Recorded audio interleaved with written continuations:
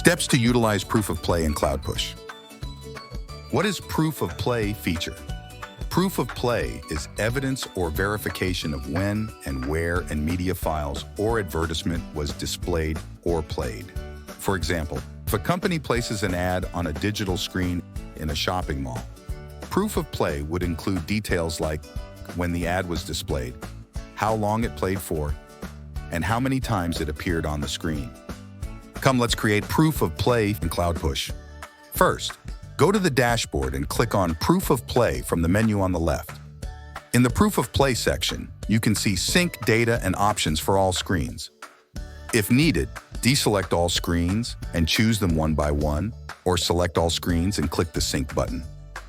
Now, pick your screen name and select the date range you want, whether it's for today or a custom range. I've chosen the last 30 days and clicked on the Filter button. Now, you'll see the total count, duration, screens, and files played in CloudPush.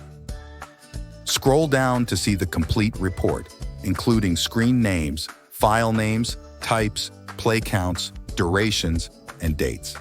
You can also click on the file name to see what media it is. That's how you use the Proof of Play feature in CloudPush.